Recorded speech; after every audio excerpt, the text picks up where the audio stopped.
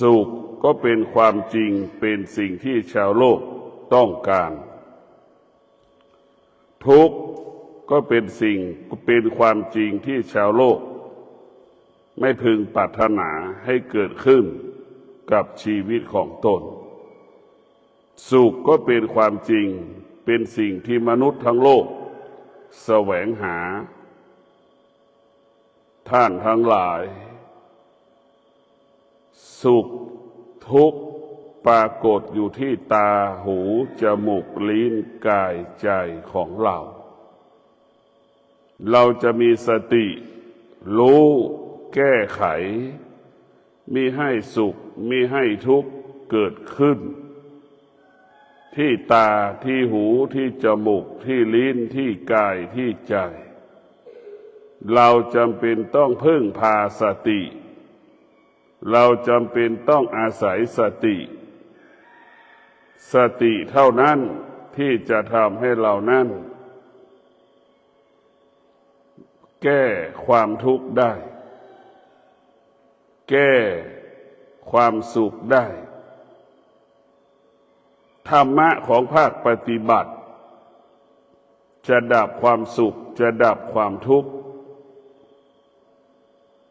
สุขทุกข์เป็นสิ่งที่ไม่มีค่าสำหรับหัวใจผู้ปฏิบัติธรรมหัวใจผู้ปฏิบัติธรรมจึงรู้ว่าสุขทุกข์เป็นอุปสรรคเป็นปัญหาให้กับผู้ปฏิบัติธรรมโดยเฉพาะธรรมะภาคปฏิบัติความสุขจะทำให้ผู้ปฏิบัติธรรมนั้นไม่พัฒนาความสุขทำให้ผู้ปฏิบัติธรรมนั้นล้าหลังสุขจึงทำให้เราหลงสุขทำให้เราหลงสุขทำให้เราไปยึดติดสุขเปรียบเสมือนกาวดักหนูเราก็ไปติดในความสุขเหมือนหนูติดกาวเราจะต้องออกจากสุขให้ได้เพราะสุขมันเป็นเชื้อโรคร้ายสำหรับผู้ที่ปฏิบัติธรรมหัวใจผู้ปฏิบัติธรรมยังมีความสุขอยู่ยังติดในความสุขอยู่ผู้ปฏิบัติธรรมก็ไม่มีโอกาสที่จะศึกษาธรรมเรียนรู้ธรรมนั้นได้ไม่สามารถเข้าถึงธรรมนั้นได้เพราะความสุขมันหลอกเราตลอดเวลาดังเช่นเราคิดว่าเราซื้อรถแล้วเราจะมีความสุขมันก็ไม่ใช่เราคิดว่าเราเลื่อนตำแหน่งเรามีตำแหน่งเราจะมีความสุขมันก็ไม่ใช่อันนี้คือความสุขเนี่ยมันหลอกกิเลสมันหลอกเราตลอดเวลานะกิเลสมันหลอกเราเมื่อเรารู้ว่ากิเลสมันหลอกเราต้องพิจารณาที่จะถอนกิเลสมันซ่อนอยู่ในความสุขเพราะตัวความสุขมันสุขของกิเลสเป็นความสุขของโลกียะเป็นความสุขของชาวโลกที่เหมือนกันหมดเพราะฉะนั้นพวกเราทั้งหลายสุขนี้มันเป็นเชื้อโรคร้ายที่สืบกันมาเป็นล้านปีความสุขมันเป็นสมบัติของชาวโลกเราตายเพราะความสุขก็มีจำนวนทุกวันมีเป็นจำนวนมากเราตายเพราะความทุกข์ก็มีจำนวนมากเพราะคนที่ตายเพราะความสุขคนที่ตายเพราะความทุกข์เป็นคนที่ขาดปัญญาเป็นคนที่ขาดสติเป็นคนที่มีอวิชชาอยู่ในหัวใจเพราะมันไม่รู้ว่าสุขมันไม่เที่ยงทุกข์มันไม่เที่ยงมันจึงเกิดอาการสำแดงอาการที่สุดก็ฆ่าตัวตายกินยาตายเพราะความสุขความทุกข์สุขเกิดขึ้นแล้วสุขนั้นไม่ตอบสนองดังที่เราต้องการก็เป็นทุกข์ สุขที่เกิดขึ้นตอบสนองแล้วเราก็เป็นทุกข์เพราะมันจากเราไปอีกเพราะฉะนั้นพวกเราทั้งหลายความสุขเป็นสิ่งที่น่ากลัวที่สุดความสุขเป็นสิ่งที่น่ากลัวที่สุดน่ากลัวมากกว่าความทุกข์ความทุกข์เป็นผู้ที่ซื่อสัตย์ภักดีต่อเรามันไม่เคยโกหกเรามันไม่เคยหลอกเราเพราะความทุกข์ทุกข์จึงทำให้เราตื่นเหมือนจมูกเราสัมผัสกับของเหม็นนี่เราก็จะออกจากสิ่งที่มันเหม็นได้สถานที่ได้มีของเหม็นมีกลิ่นเหม็นเนี่ยเรารู้ว่ามันเหม็นเราก็จะย้ายเราจะไม่อยู่นี่แหละทุกข์ทำให้เราตื่นตรงกันข้ามสุขทำให้เราติดทำให้เราหลงเหมือนพ่อแม่หลงลูกเหมือนพ่อแม่ยึดติดในลูกน่ะสุขจะเป็นเช่นนั้นเพราะฉะนั้นพวกเราทั้งหลายเราจะเห็นได้บุคคลที่มีแม่บุคคลที่มีลูกแล้วบุคคลที่มีลูกจ้างลูกเราก็มีอยู่ลูกจ้างก็อยู่ในบ้านเราลูกของเราก็อยู่ในบ้านเราจะสังเกตว่าลูกของเราจะเป็นพูดเราจะไปหลงในลูกของเราลูกของเราเปรียบเสมือนความสุขเห็นไหมลูกจ้างเปรียบเสมือนความทุกข์มันจะแตกต่างกันแต่แม้เราก็จัดลูกจ้างในทำให้เราตื่นตลอดเวลาเห็นไหมไม่ต้องเรียกมันตื่นลูกจ้างไม่ต้องบอกให้มันใช้ทำงานเพียงแต่แนะนำมันก็ทำตามเราทุกอย่างตรงกันข้ามกับลูกเราบอกให้มันตื่นเรียกตื่นทุกวันเห็นไหมมันเกิดความทุกข์ทุกวันจะกินข้าวก็เรียกทุกวันจะต้องกินข้าวเห็นไหมนี่แหละเราทุกข์เพราะความสุขยิ่งมันเจ็บป่วยก็เป็นทุกข์อีกเห็นไหมทุกข์เพราะความสุขพ่อแม่ครูบาอาจารย์จึงบอกสอนเราว่าเห็นความทุกข์ในความสุขขนาดเดียวกันเห็นความสุขในความทุกข์เห็นไหมเราจะสังเกตว่าลูกจ้างเนี่ยเป็นผู้ลูกจ้างเปรียบเสมือนความทุกข์มันซื่อสัตย์ต่อเรามันภักดีต่อเราตื่นตรงต่อเวลาที่เรากำหนดมันเก็บกวาดทำความสะอาดทุกอย่างที่เรากำหนดอบรมสั่งสอนเห็นไหมทุกมันเป็นผู้ที่ซื่อสัตย์ภักดีต่อเรามันไม่เคยโกหกเรามันซื่อสัตย์ภักดีตรงต่อเวลาตื่นก็ตรงต่อเวลาทำงานตรงต่อเวลาเห็นไหมทุกเปรียบเสมือนลูกจ้างสุขเปรียบเสมือนลูกของเราลูกของเราเนี่ยบอกแล้วบอกอีกบอกแล้วบอกอีกเห็นไหมความสุขนี่เบียดเบียนชีวิตพ่อแม่ความสุขคือผู้เบียดเบียนดังลูกก็คือผู้เบียดเบียนชีวิตพ่อแม่ลูกตื่นสายแม่ก็เป็นทุกข์เบียดเบียนไหมพิจารณาดูลูกไปโรงเรียนสายแม่ก็เป็นทุกข์เห็นไหมพิจารณาดูมันเป็นความจริงไหมลูกไปคบเพื่อนที่ไม่ดีก็เป็นทุกข์อีกเป็นความจริงไหมพิจารณาดูนี่แหละคือความสุขที่เราได้ลูกว่ามีความสุขลูกจึงเป็นผู้เบียดเบียนชีวิตของพ่อแม่ลูกจึงเป็นผู้เบียดเบียนทรัพย์สมบัติพ่อแม่วันนี้หลายๆครอบครัวลูกที่จะต้องการเงินจากพ่อจากแม่บังคับเอาเงินจากพ่อจากแม่บังคับให้พ่อแม่ซื้อวัตถุสิ่งของไม่ว่ารถไม่ว่าโทรศัพท์แล้วแม่ก็ไม่มีให้ใช่ไหมมันเป็นทุกข์ลูกก็คือผู้เบียดเบียนเรียกร้องสารพัดเรียกร้องสิทธิ์จากพ่อแม่นี่แหละความทุกข์ความสุขมันจึงทำให้เราเป็นทุกข์ทั้งสิ้นตรงกันข้ามกับลูกจ้างไม่มีสิทธิ์เรียกร้องใดๆทั้งสิ้นจากนายจ้างเห็นไหม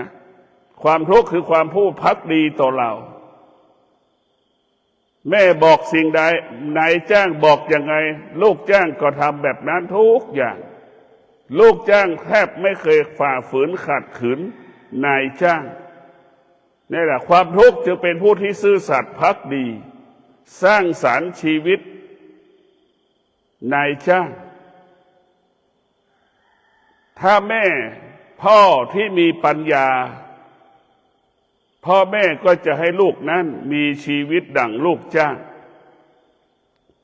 ถ้าแม่ที่มีปัญญาพ่อแม่ที่มีปัญญาพ่อแม่จะต้องเป็นนายจ้างของลูกทุกวันนี้พ่อแม่ขาดปัญญาพ่อแม่มีอวิชชาอยู่ในหัวใจพ่อแม่กลายเป็นลูกจ้างของลูกเป็นลูกจ้างของลูกพ่อแม่ขาดปัญญาพ่อแม่มีอวิชชาพ่อแม่จึงให้ลูกเป็นนายจ้างของเราเห็นไหมลูกกลายเป็นนายจ้างแม่กลายเป็นลูกจ้างเนี่ยมันวิบัติแบบนี้สืบกันมาเป็นล้านปีแต่พวกเราทั้งหลายมันวิบัติกันมาเป็นล้านปีสืบเนื่องต่อเนื่องหัวใจพ่อกับแม่ปรารถนาให้ลูกนั้นมีความมั่นคงในการมีชีวิตอยู่บนโลกใบนี้หัวใจพ่อแม่เห็นไหมมีความปรารถนาให้ลูกนั้นเข้มแข็งให้ลูกนั้นทำได้ทุกอย่างแต่ความเป็นจริงพ่อแม่กลับไปรับภาระบทบาทหน้าที่ของลูกทุกอย่างพ่อแม่มีอวิชชาพ่อแม่ขาดปัญญาแม่กลายเป็นลูกจ้างของลูกลูกกลายเป็นนายจ้างของแม่จนถึงที่สุดลูกทำอะไรไม่เป็นสักอย่างจนถึงที่สุดพ่อแม่ป่วยลูกทำอาหารก็ไม่เป็นทำอะไรก็ไม่เป็นอันนี้แหละทำให้พ่อแม่นั้นทุกข์ใจอย่างที่พ่อแม่เจ็บป่วยพ่อแม่ก็รู้อีกว่าลูกทำอะไรไม่เป็นทุกข์ตอนที่แม่เจ็บป่วยความทุกข์ก็เพิ่มขึ้นเจ็บป่วยก็ทุกข์ใจแล้วพอมาป่วยคิดถึงลูกทำอะไรไม่เป็นยิ่งทุกข์หนักกว่าเก่าอีกนี่แหละหัวใจแม่ที่มีอวิชชาหัวใจแม่มีขาดปัญญาจึงทำให้ลูกและแม่นั้นประสบปัญหาต่อกันและกันหัวใจพ่อแม่ที่มีปัญญาหัวใจพ่อแม่ที่มีวิชาพ่อแม่จะต้องเป็นนายจ้างของลูกพ่อแม่จะต้องให้ลูกเป็นลูกจ้างถามว่าลูกจ้างตื่นกี่โมงลูกจ้างมันต้องตื่นก่อนนายจ้างลูกจ้างจะตื่นก่อนนายจ้างนายจ้างไม่ต้องไปเรียกลูกจ้างตื่นเห็นไหมนี่แหละคือทำให้เราเห็นไหมนายจ้างถ้าลูกของเรามีชีวิตดังลูกจ้างลูกของเรานั้นจะมีแม่ก็จะมีความสุขพ่อรู้ว่าลูกมีสติรู้ช่วยเหลือกิจการงานบ้านเพราะฉะนั้นลูกพ่อแม่ที่มีหัวใจวิชามีปัญญาจึงให้ลูกเป็นลูกจ้างลูกคนไหนมีสิทธิหน้าที่ทำได้ทุกอย่างอย่างลูกจ้างพ่อแม่มีความสุขพ่อแม่ที่มีวิชาพ่อแม่ที่มีปัญญาพ่อแม่จะกลายเป็นนายจ้างของลูกบังคับลูกให้ทำงานถามตามที่แม่บอกอบรมสั่งสอนทุกอย่างเห็นไหมมันจะบอกมันจะสอนเรามันจะบอกมันจะสอนเราให้เรารู้เพราะฉะนั้นพวกเราทั้งหลายความทุกข์เป็นผู้ที่ซื่อสัตย์ภักดีต่อเราดังลูกจ้างที่ทำหน้าที่ปฏิบัติหน้าที่ให้กับนายจ้างทำให้นายจ้างมีความสุขความสุขก็คือลูกเบียดเบียนทรัพย์สมบัติของพ่อของแม่ พ่อแม่แก่เจ็บป่วยเพราะลูก90%พ่อลูกไม่ตอบสนองพ่อแม่พ่อลูกไม่เคยพัฒนาตัวเองเบียดเบียนพ่อแม่ตื่นเช้ามาก็ขอเงินพ่อแม่ใช้ตื่นเช้ามาก็ขอเงินพ่อแม่ไปโรงเรียนไปกินไปเที่ยวไปเล่นเข้าบ้านไม่ตรงเวลา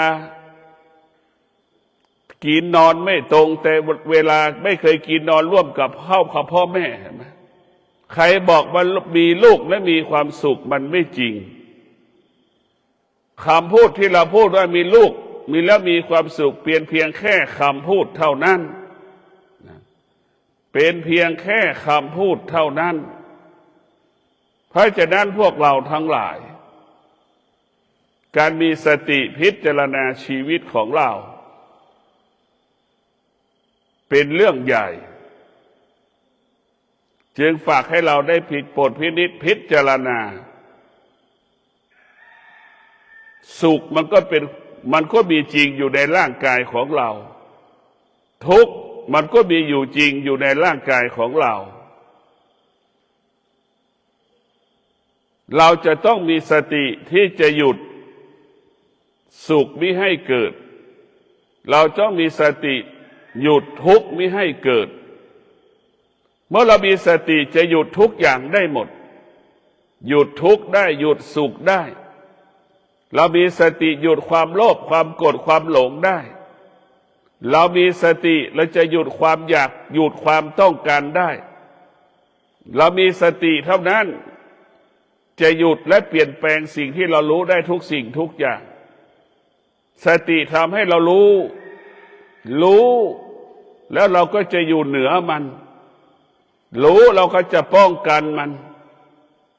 เพราะฉะนั้นพวกเราต้องมีสติสมาธิปัญญาจึงเกิดคำว่ารู้ความจริงว่าสุขเป็นเหตุให้เกิดความทุกข์เราก่อนละความสุขมิให้เกิดขึ้นสติสมาธิปัญญาจึงให้เรารู้ความจริงว่าทุกข์เราก่อนละความทุกข์ไม่ให้มันเกิดขึ้นหรือไม่ให้มันเกาะที่กายที่จิตของเราทุกวันคำว่าความสุขคำว่าความทุกข์มันปรากฏที่กายกับจิตของเราธรรมะภาคปฏิบัติเราจะต้องมาดับทุกข์ก็คือไฟมันเป็นของร้อนสุขก็คือไฟมันเป็นของร้อนสุขก็เป็นของร้อนทุกข์ก็เป็นของร้อนมันเปลี่ยนแปลงมันแปรสภาพไปตามกาลเวลาพวกเราต้องมีสติพิจารณาสุขก็เป็นของร้อนทุกข์ก็เป็นของร้อนพ่อแม่ก็เป็นของร้อนลูกก็เป็นของร้อนสามีภรรยาก็เป็นของร้อนอะไรที่เป็นของร้อนมันอยู่ในร่างกายเราหมดมันอยู่ในครอบครัวเราหมดพ่อแม่ไม่ตอบสนองลูกเกิดอาการไม่พอใจเป็นของร้อนแล้วอารมณ์ของเราก็คือไฟลูกไม่ตอบสนองลูกไม่เป็นไปตามที่พ่อแม่บอกก็เป็นของร้อนคือไฟแม่ก็ทุกข์ใจความทุกข์ก็คือไฟอีกเพราะฉะนั้นพวกเราทั้งหลายเราธรรมะภาคปฏิบัติเราจะต้องแก้ไขสิ่งที่มันเกิดเป็นสิ่งที่มันมีอยู่ประจำร่างกายประจำจิตใจเราให้ได้หรือเราจะเป็นต้องเข้าใจสิ่งที่มันอยู่ประจำกายเราสิ่งที่อยู่ประจำใจเราให้ได้เข้าใจมันแล้วเราก็ไม่ต้องโต้ตอบสนองมันเราไม่ต้องไปโต้ตอบไม่ต้องไปตอบสนองมันเราอยู่เหนือมันเราอยู่เหนือมันเพราะฉะนั้นพวกเราทุกคนที่มีสติพิจารณาเราจะใช้สติสมาธิปัญญา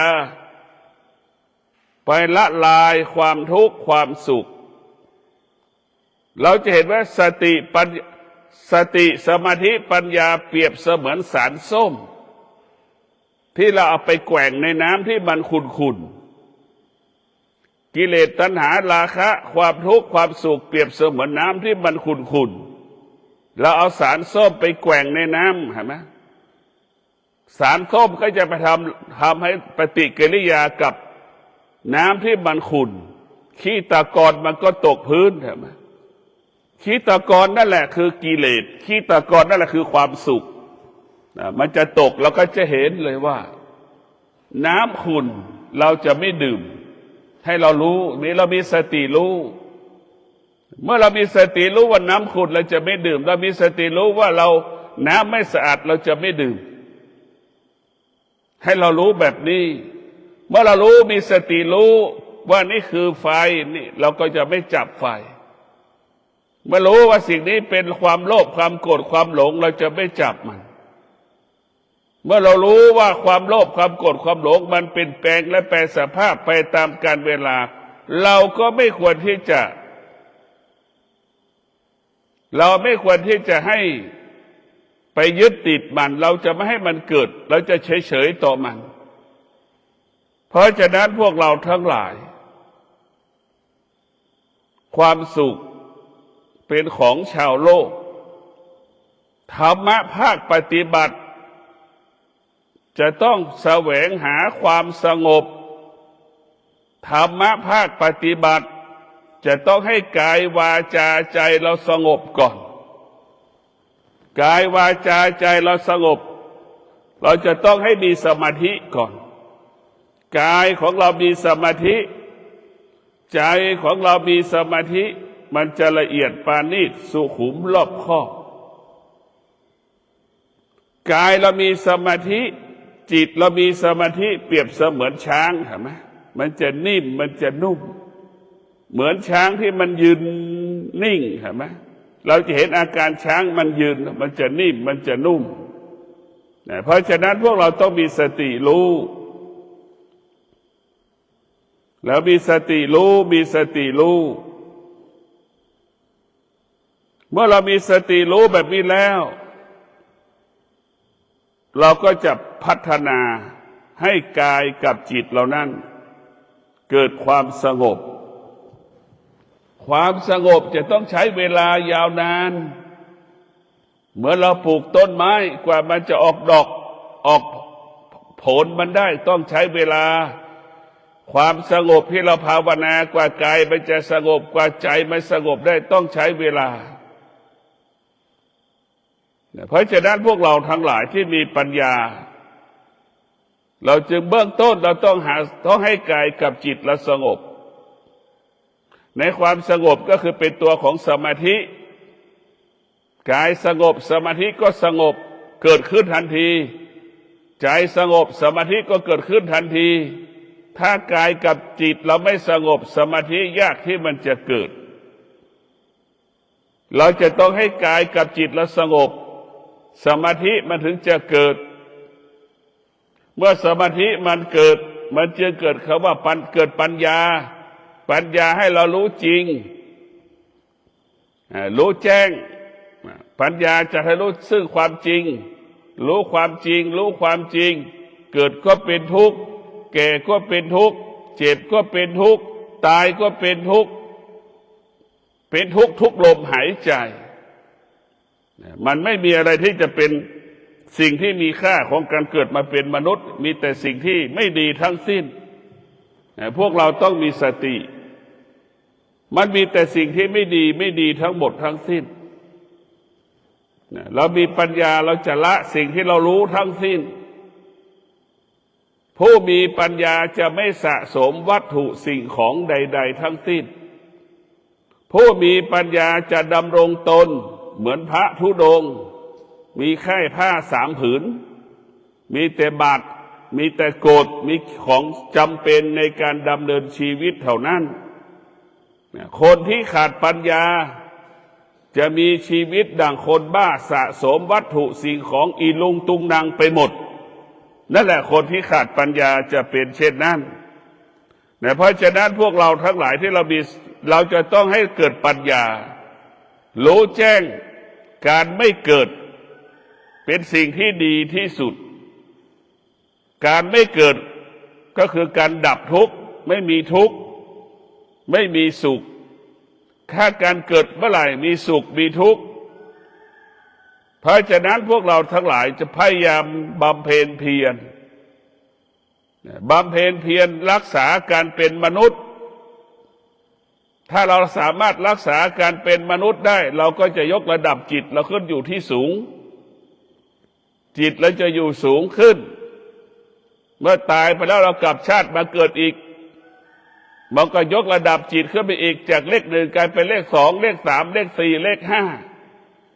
จนถึงที่สุดเราก็จะพ้นทุกข์ไปในตัวอัตโนมัติเช่นวันนี้เรามีสติแก้ไขสุขกับทุกข์ไม่ให้เกิดเราก็ชนะมันพวกนี้เราก็เห็นอาการว่าสุขไม่เกิดทุกข์ไม่เกิดมันเป็นสิ่งที่มีค่าเป็นสิ่งที่มีความหมายเห็นไหมเราก็ปฏิบัติตนต่ออีกวันต่อไปเราก็เอาอีกมีสติอีกไม่ให้สุขไม่ให้ทุกข์เกิดขึ้นอีกจิตเราก็รู้ความจริงเห็นความจริงการไม่มีสุขการไม่มีทุกข์มันทำให้จิตเราเป็นอิสระทำให้กายสบายกายทำให้ใจสบายใจอีกให้เรารู้แบบนี้และชีวิตของเราต้องพิจารณาธรรมะก็คือสุขนี่แหละธรรมะก็คือทุกข์นี่แหละถ้าเราสามารถจะเข้าถึงธรรมะได้สุขไม่ให้เกิดทุกข์ก็ไม่ให้เกิดมันขวางกั้นอยู่ขวางกั้นชีวิตเรา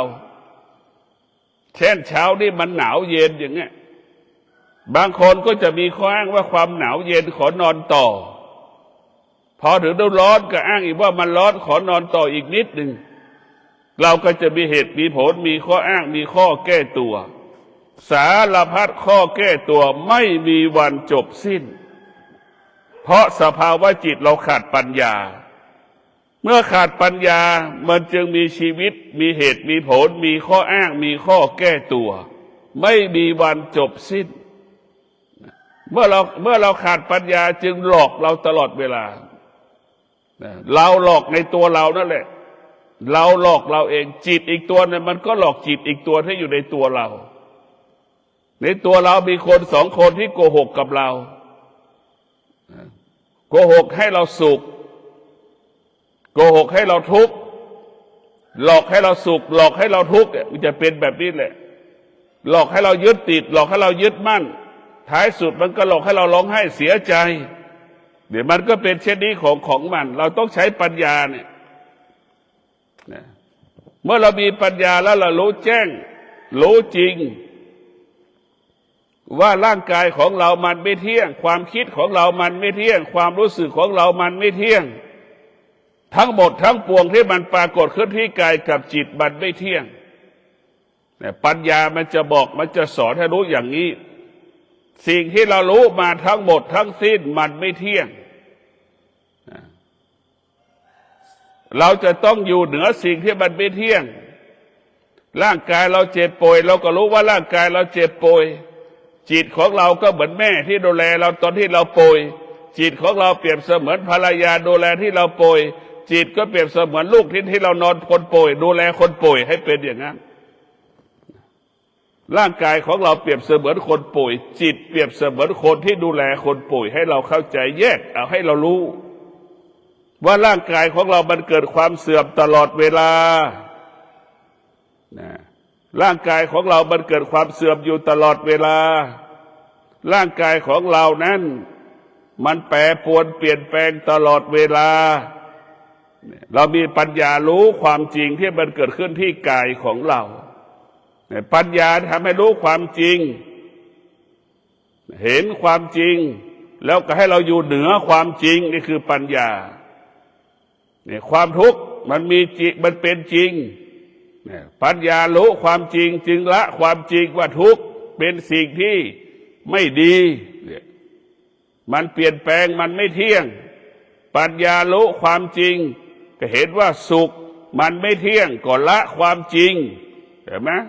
สุขมันเกิดปัญญาก็ละความสุขรู้ว่าความสุขมันเป็นของที่ไม่เที่ยงมันก็จะเป็นอย่างนี้จนถึงที่สุดปัญญามันก็ดับความสุขปัญญามันก็ดับความทุกข์ ปัญญานี่คือควบคุมความสุขความทุกข์ไม่ให้เกิดปัญญาจะทำให้เราเห็นกายของเราว่ามันไม่เที่ยงปัญญาทำให้เราเห็นจิตที่มันปรากฏขึ้นที่ทางตาหูจมูกลิ้นกายใจว่ามันไม่เที่ยงปัญญาจะให้เราเท่าทันสิ่งที่กระทบตาหูจมูกลิ้นกายใจของเราตลอดเวลาปัญญาจะไม่ให้เราไปยึดติดสิ่งที่มันกระทบตาหูจมูกลิ้นกายใจปัญญาจะไม่ให้เราหลงสิ่งที่เรารู้ทางตาทางหูทางลิ้นทางกายทางใจของเรามาให้เราหลงเราจะไม่ยึดติดสิ่งที่เรารู้สิ่งที่เราเห็นสิ่งที่มันกระทบเพราะฉะนั้นปัญญาเนี่ยมันจะทำให้อยู่กับความเป็นจริงอยู่กับความจริงเท่านั้นอดทนเนี่ยปัญญามันจะบอกให้เราอดทนปัญญามันจะบอกให้เรามีวิริยะภาคเพียรเนี่ยปัญญามันจะบอกให้เรานั้นดำเนินชีวิตด้วยศีลสมาธิปัญญาเบื้องต้นชีวิตของเราต้องประกอบไปด้วยศีลสมาธิปัญญามันจะบอกให้เราว่าศีลเป็นผู้รักษาความดีของกายสมาธิทำหน้าที่รักษาจิตใจของเราปัญญาเป็นผู้ปรับปรุงเปลี่ยนแปลงแก้ไขกายกับจิตให้กายกับจิตรวมกันเป็นหนึ่งปัญญาถึงจะเกิดถ้ากายกับจิตไม่รวมกันเป็นหนึ่งปัญญามันไม่เกิดกายกับจิตรวมกันเป็นหนึ่งจึงเกิดคำว่าปัญญาจึงชำระกายกับจิตกายมันสกปรกแต่แม้เราจะต้องอาศัยปัญญาเป็นผู้ชำระปัญญาเป็นเครื่องชำระกายปัญญาเป็นเครื่องชำระจิตปัญญาเปรียบเสมือนสบู่ที่เราชำระร่างกายของเราปัญญาเปรียบเสมือนผงซักผ้าที่เราไปซักผ้าที่เสื้อมันเปื้อนนั่นแหละปัญญาเปรียบเสมือนน้ำยาล้างถ้วยล้างชามที่มันเปื้อนด้วยคราบไขมันต่างๆนั่นแหละปัญญาเป็นผู้ชำระล้างกายวาจาใจของเราแต่ปัญญามันจะบอกให้เรารู้ว่าทำความดีด้วยกายวาจาใจแต่ปัญญามันจะบอกให้รู้ทำความดีด้วยกายวาจาใจปัญญามันจะบอกให้เรารู้วันนี้เราจะมีสติเราจะไม่พูด1 คืน 1 วันปัญญามันจะบอกให้เราอดทนอดทนปัญญาจะบอกให้เรามีสัจจะปัญญาจะบอกให้เรามีวิริยะภาคเพียรปัญญามันจะบอกว่าวันนี้เราจะไม่พูดคุยจะปิดปากวันนี้เราจะถือวัดไม่พูดเราจะอยู่ไม่พูด1 คืน 1 วันกับบุคคลใดๆเราจะอยู่แต่ในห้องปัญญามันก็จะบอก1เธอต้องมีสติ2เธอต้องมีสมาธิเธอต้องมีความอดทนเธอต้องมีวิริยะภาคเพียรเธอจึงจะประสบความสำเร็จในการที่ไม่พูดไม่ได้คือปัญญามันจะบอกมันจะสอนให้เราอย่างนี้ปัญญามันจะบอกมันจะสอนให้เรารู้ว่าเราจะทนต่อความร้อนถ้าเธอจะทนต่อความร้อนได้เธอก็ต้องมีสติมีสมาธิมีวิริยะมีภาคเพียรมีสัจจะเธอจะอยู่กับความร้อนชนะความร้อนนั้นได้จนถึงที่สุดเราจะชนะความร้อนได้เพราะความจริงก็คือความอดทนที่อยู่เหนือความร้อนความจริงก็คือวิริยะภาคเพียรที่อยู่เหนือความร้อนเราจะประสบความสำเร็จทุกๆเรื่องได้เพราะธรรมะจึงทำให้เราเกิดความจริงเห็นความจริงตลอดเวลาธรรมะจะทำให้เราเห็นความจริงเกิดความจริงรู้เรื่องความจริงตัวปัญญาจะแสวงหาความจริงอยู่ตลอดเวลาปัญญาจะบอกจะสอนให้เรารู้เรื่องความจริงอะไรที่ไม่เป็นจริงปัญญามันจะปฏิเสธปัญญาจะบอกจะสอนให้เรารู้สิ่งที่เราควรรู้ปัญญาจึงบอกให้เรารู้สิ่งใดให้เราละสิ่งนั้นปัญญามันบอกมันสอนรู้สิ่งใดให้ละสิ่งนั้นปัญญามันบอกมันสอนรู้สิ่งใดเราจะไม่ยึดติดสิ่งนั้นรู้สิ่งใดเราก็ละสิ่งนั้นปัญญามันจะบอกให้เราอย่างนี้และก็ขอให้พวกเราได้มีสติพิจารณาชีวิตของเรามันไม่มีอะไรชีวิตของเรามันไม่มีอะไรและเราเกิดมาก็ไม่มีอะไรจะต้องให้เราไปรู้เราไม่ต้องไปรู้อะไรรู้ก็เป็นทุกข์ เพราะสิ่งที่เรารู้ก็คือสิ่งที่เราไม่ควรรู้มันจึงเกิดความทุกข์สิ่งที่เราควรรู้เรากลับไม่รู้มันจึงให้เราเป็นทุกข์สิ่งที่เราควรรู้ก็คือธรรมะตัวสติอยู่ในกายอยู่ในจิตรู้เรื่องความทุกข์รู้เรื่องความทุกข์ความทุกข์ก็จะเกิดขึ้นแล้วมันก็ดับไปรู้เรื่องความสุขความสุขเกิดขึ้นแล้วมันก็ดับไปเราต้องไปยึดติดในความสุขและไม่ต้องยึดติดในความทุกข์ทั้งสิ้นขอให้ท่านทั้งหลายมีสติในการรักษากายวาจาใจของเรามีสติในการดำเนินชีวิตของเราต้องประกอบไปด้วยสติชีวิตของเราจึงปกติตลอดกาลเวลาขอเจริญพร